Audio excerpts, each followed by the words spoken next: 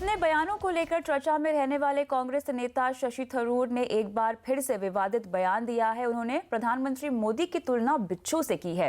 थरूर ने बंगलुरु में एक पत्रकार के हवाले से आरएसएस के एक नेता के बयान का जिक्र किया। थरूर के मुताबिक आरएसएस के एक नेता का कहना था कि मोदी शिवलिंग पर चिपके बिच्छू की तरह है, जिसे ना तो हटाया जा सकता है और ना ही चप्पल से मारा जा सकता है। There is an extraordinarily striking metaphor expressed by an unnamed RSS source to the journalist Vinod Jose of The Caravan, which I quote here, in which they express their frustration with their inability to curb Mr. Modi. And the man says, Mr. Modi, he says, is like a scorpion sitting on a shivling. You cannot remove him with your hand, and you cannot hit it with a chappal either. इधर शशि थरूर के बयान पर कानून मंत्री रविशंकर प्रसाद ने आपत्ति जताई है। उन्होंने कहा कि कांग्रेस में छोटे मोटे नेताओं की जुबान भी बेलगाम हो चली है। कांग्रेस आज सिर्फ गाली गलौज, शर्मनाक अपशब्द, बेबुनियाद आरोप की पार्टी बन गई है। राहुल गांधी की अगुवाई में जिस तरह का अस्तरहीन, अमर्यादित और झूठा आरोप उनके द्वारा लगाया गया है प्रधानमंत्री नरेंद्र मोदी जी पर, वो पूरा देश देख रहा है। और पूरा देश देख रहा है कि हमारे प्रधानमंत्री, जो आज देश ही नहीं दुनिया के लोकप्रिय नेता हैं, उनके बारे में इस तरह की शर्मनाक टिप्पणी की है। बीजेपी अध्यक्ष अमित शाह ने केरल की कम्युनिस्ट सरकार पर हमला बोला है। उन्होंने सबरीमाला में महिलाओं की एंट्री के विरोध का समर्थन किया है। अमित शाह ने कहा है कि केरल सरकार दमन का कुचक्र चला रही है। 26 अक्टूबर से अब तक 2000 से ज्यादा बीजेपी और आरएसएस कार्यकर्ताओं को जेल में डाल दिया गया है। बीजेपी अपने कार्यकर्ताओं के साथ खड़ी है। उन्होंने मुख्यमंत्री विजयन को चेतावनी दी कि अगर दमन की कोशिश को रोका नहीं गया तो बीजेपी कार्यकर्ता ईंट से ईंट बजा देंगे। और आपको बता दें कि केरल सरकार सबरीमाला में बड़ी संख्या में विरोध प्रदर्शन और हिंसा के लिए बीजेपी और आरएसएस को जिम्मेदार ठहराती रही है। मैं मुख्यमंत्री विजयन को चेतावनी देने आया हूं कि अगर आपने कुचक्र दमन का बंद नहीं किया तो भारतीय जनता पार्टी का कार्यकर्ता आपके सरकार की ईंट से ईंट बजा देगा। आपकी सरकार ज्यादा दिन नहीं चल सकती। अमित शाह ने सबरीमाला मामले में सुप्रीम कोर्ट के फैसले पर भी सवाल खड़े किए हैं। उन्होंने कहा है कि कोर्ट को वही फैसले सुनाने चाहिए जिनका पालन हो सके।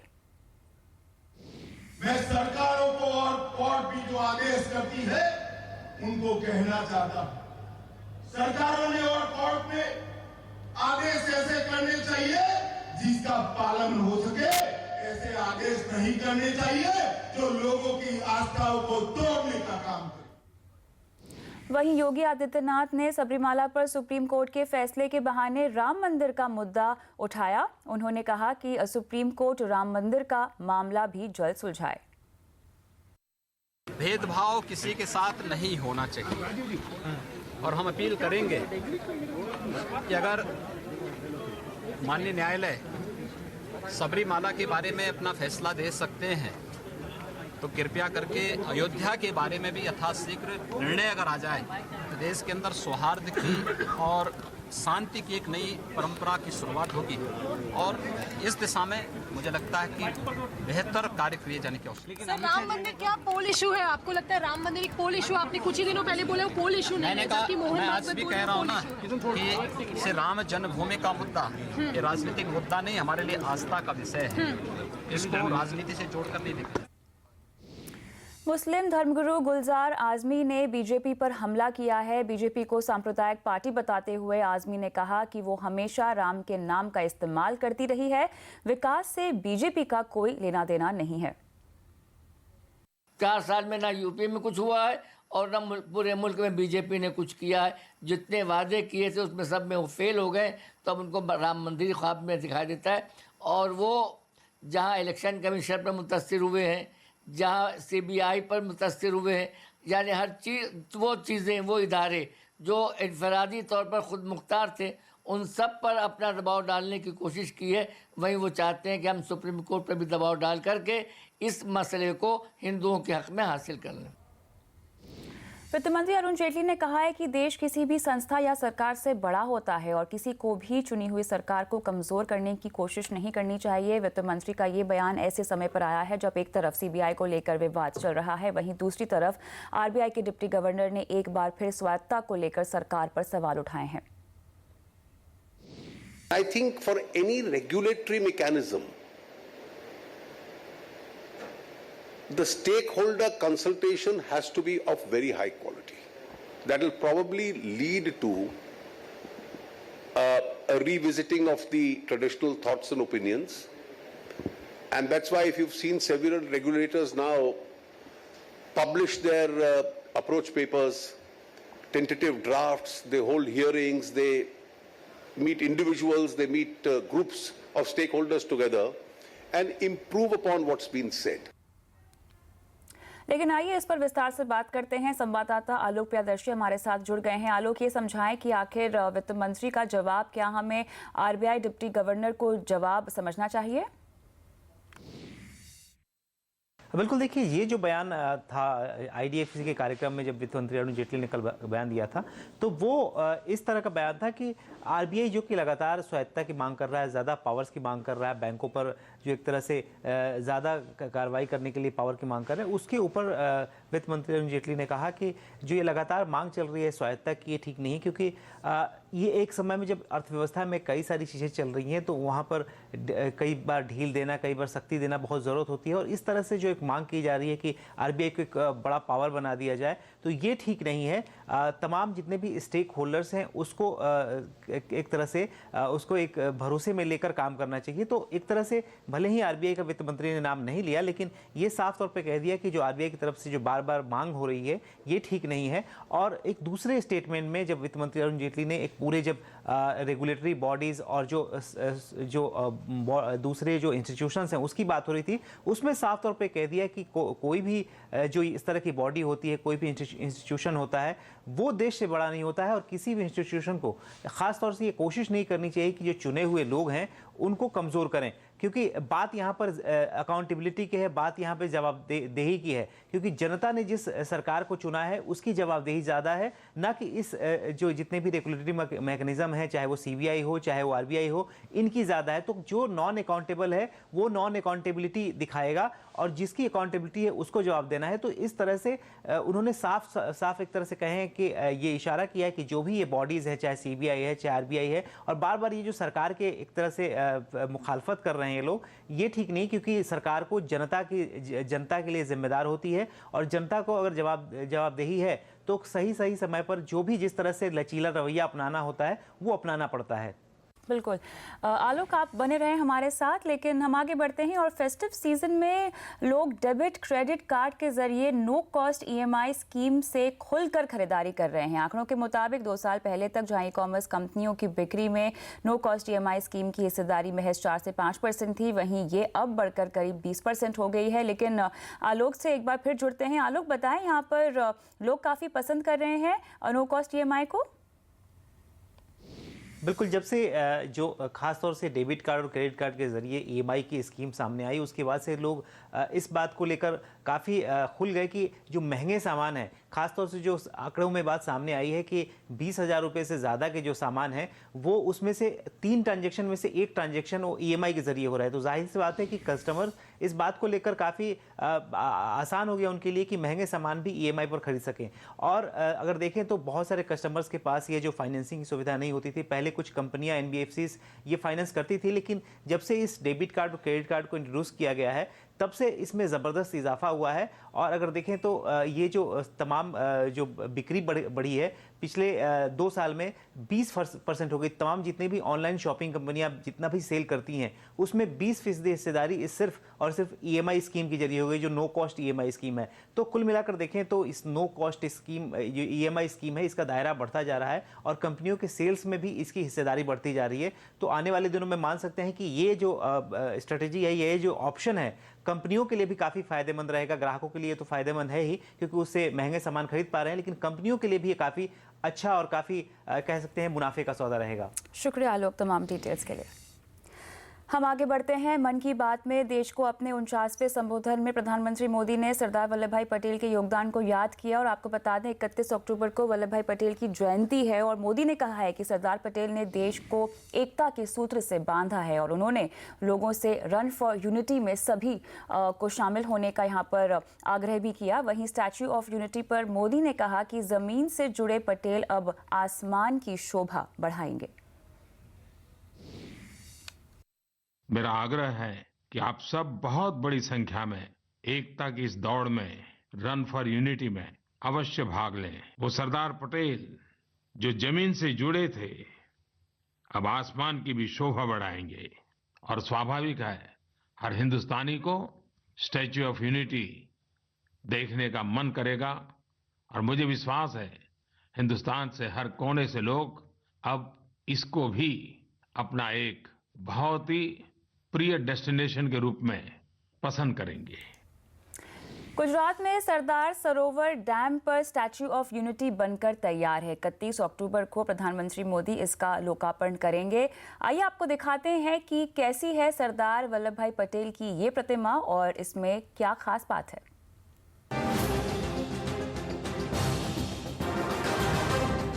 सरदार सरोवर डैम को निहारती स्टैच्यू ऑफ यूनिटी विश्व की सबसे ऊंची प्रतिमा है।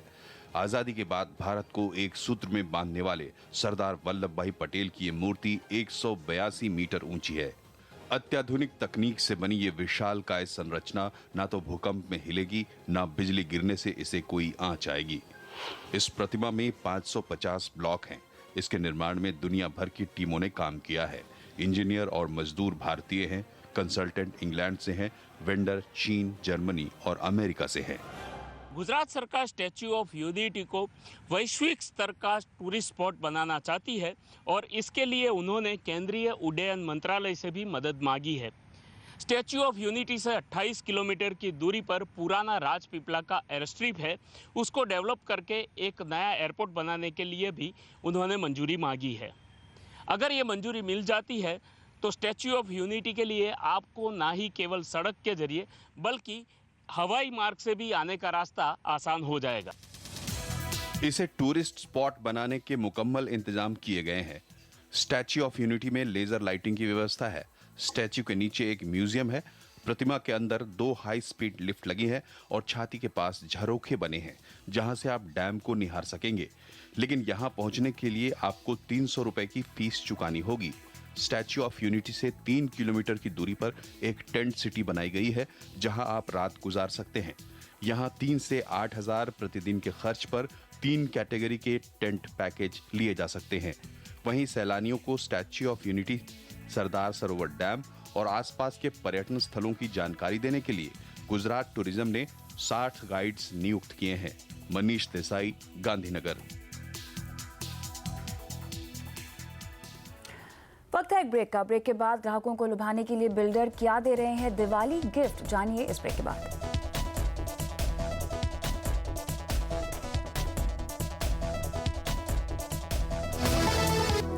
अपने घर को मजबूत बनाने के लिए आप जिस सरिये का इस्तेमाल कर रहे हैं दरअसल वो घटिया क्वालिटी का हो सकता है और ये बात सामने आई है 26 ब्रांड के लैब टेस्ट के बाद। कंस्ट्रक्शन की जान माने जाने वाले सरिया यानी स्टील के टीएमटी बार के बारे में चौंकाने वाला खुलासा हुआ है। लेबोरेटरी टेस्ट में पता चला है कि बाजार में मौजूद 70% सरिया घटिया क्वालिटी का है। शहरों के हाई राइज बिल्डिंग, अपार्टमेंट, बड़े बड़े ब्रिज और डैम के कंस्ट्रक्शन में जिस क्वालिटी के स्टील का इस्तेमाल होता है वो भी घटिया हो सकता है। कंस्ट्रक्शन सेक्टर से जुड़े एक think tank first construction council ने देश की जानी मानी कंपनियों के 26 ब्रांड्स का लैब टेस्ट करवाया। इनमें से 18 ब्रांड भारतीय मानक ब्यूरो यानी BIS की कसौटी पर खरे नहीं उतरे। ब्यूरो ऑफ इंडियन स्टैंडर्ड्स के मुताबिक स्टील की मजबूती उसमें मौजूद कार्बन, सल्फर और फास्फोरस के स्तर पर निर्भर करती है। लेकिन 18 ब्रांडों में ये तीनों पदार्थ तय मात्रा से ज्यादा मिले हैं। इससे सरिये की उम्र कम हो जाती है। उधर रिपोर्ट आने के बाद सभी ब्रांड क्वालिटी कंट्रोल की बात कह रहे हैं। क्वालिटी के प्रति हम सभी को बहुत ही गंभीर होना चाहिए, क्योंकि जब कोई व्यक्ति स्टील खरीदता है तो वो तो ये सोच के खरीदता है कि मैं अपने घर को मजबूत बना रहा हूँ, मैं अपने घर में जो ये स्टील बनाऊँगा ये मेरा जो है 50 साल तक, 100 साल तक ये मेरा साथ देगा। तो तो इसलिए हमारी जिम्मेवारी है। केंद्र सरकार के स्टील मंत्री चौधरी वीरेंद्र सिंह ने इसे गंभीर मामला बताया है और कहा है कि सरकार इस बारे में जल्द एक गाइडलाइन जारी करेगी। 86% ऐसे प्रोडक्ट्स हैं जो BSI में कवर हो गए हैं और मैं ये समझता हूँ कि जैसा माहौल बन रहा है उसमें जो आपने कहा वो चीज़ें आहिस्ता आहिस्ता खत्म होंगी। सभी के लिए 2022 तक घर बनाने का लक्ष्य लेकर चल रही मोदी सरकार के लिए भी ये चिंता की बात है। शहर स्मार्ट बन रहे हैं। एक साल में 5,70,000 करोड़ का इंफ्रास्ट्रक्चर तैयार हो रहा है, लेकिन इंफ्रास्ट्रक्चर की रीढ़ की हड्डी यानी सरिया ही कमजोर हो गया है। ब्यूरो ऑफ इंडियन स्टैंडर्ड के मानकों के मुताबिक TMT बार या सरिया बनाने में कंपनियों की लागत बढ़ जाती है। यही वजह है कंपनियां थोड़े बहुत मुनाफे के लालच में क्वालिटी से कॉम्प्रोमाइज करती हैं, जिसका असर न सिर्फ बिल्डिंग या कंस्ट्रक्शन की क्वालिटी पर पड़ता है बल्कि लाखों लोगों की जान माल के साथ भी खतरा पैदा हो जाता है। आलोक प्रियदर्शी, CNBC आवाज, दिल्ली। आगे बढ़ते हैं और अब त्योहारों से जुड़ी कुछ खबरें।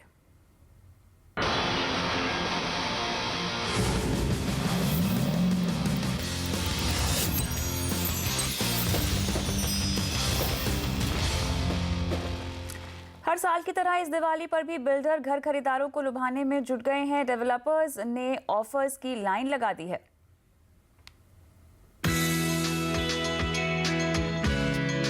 इस बार डेवलपर्स कोशिश कर रहे हैं कि जो खरीदार अब तक दाम गिरने का इंतजार कर रहे थे वो दिवाली पर घर खरीदने का फैसला कर लें। रियल एस्टेट में GST से छूट, 0 स्टैंप ड्यूटी और भारी नकद छूट ऑफर किए जा रहे हैं। अगर कुछ ऑफर्स की बात करें तो मुंबई में लोधा ग्रुप लोधा अमारा ठाणे में आपको दे रहा है 6 लाख की छूट। टाटा कंस्ट्रक्शन मीरा रोड में अनावंत गार्ड प्रोजेक्ट में कैशबैक के साथ 20% छूट दे रहा है। रूपरेल रियल्टी कांदिवली प्रोजेक्ट में हर खरीद के साथ एक स्कूटी दे रही है, लेकिन ये आपको फ्लैट के पोजेशन के समय मिलेगी और वो भी सारी पेमेंट समय पर करने के बाद। ओमकार ऑल्टमॉन्ट ग्राहकों से प्रायोरिटी एप्लीकेशन फॉर्म भरवा रहा है, जिसके बदले 3 लाख के इंटीरियर्स फ्री मिलेंगे। One of the offers that we're giving to our customers is we're giving them gold vouchers for every booking. So हमारे जो तीनों projects हैं Runwal Bliss, Forest and Greens में, whenever a client is booking, they're getting gold vouchers. Subsequently, we have also introduced a 199 payment plan, which is a very attractive payment plan for the first time. हमारे Runwal bliss project में। दिल्ली में भी builders festive season के offers दे रहे हैं। गौर group, गौर city, गौर सिद्धार्थम और गौर अतुल्यम में free registry के साथ 1 करोड़ रुपए तक के उपहार दे रहा है। गौर यमुना सिटी में अपार्टमेंट की हर बुकिंग पर 1 कार मिल सकती है। गौर सौंदर्यम और गौर स्पोर्ट्सवुड में हर घर खरीदार को 14 मुफ्त उपहार दिए जा रहे हैं।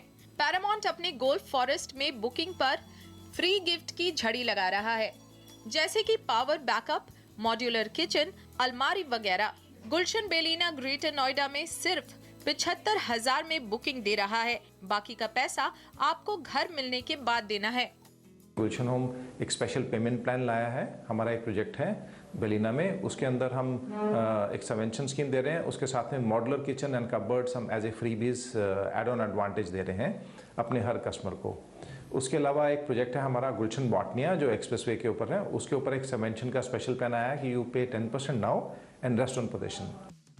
वैसे तो रेरा आने के बाद से डेवलपर्स पर लगाम लगी है, लेकिन अगर आप दिवाली ऑफर्स के आधार पर कोई फैसला करने वाले हैं तो नियम और शर्तों पर भी ध्यान दे और जरूरत हो तो किसी जानकार की सलाह ले।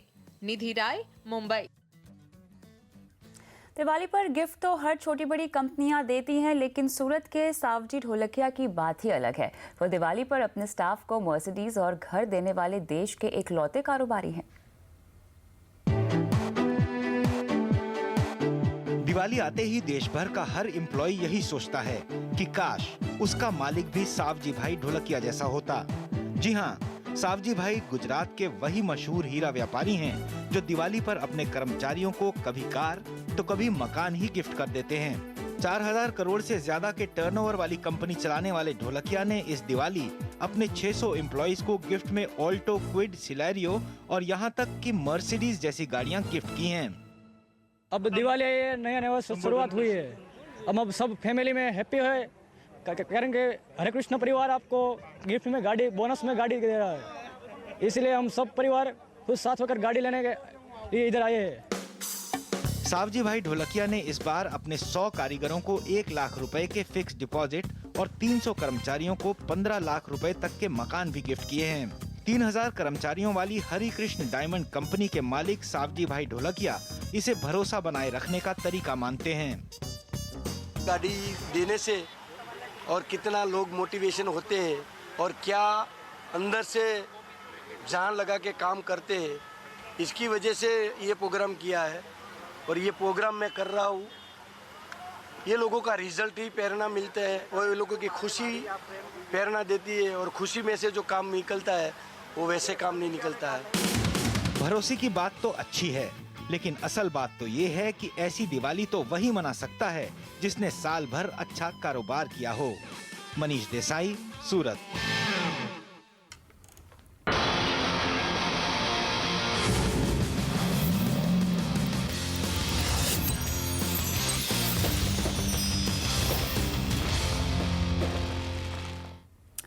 इसी के साथ आवाज समाचार में इतना ही, लेकिन खबरों पर लगातार अपडेट के लिए CNBC आवाज के साथ ही रहिए, ट्विटर, फेसबुक, यूट्यूब के जरिए। नमस्कार।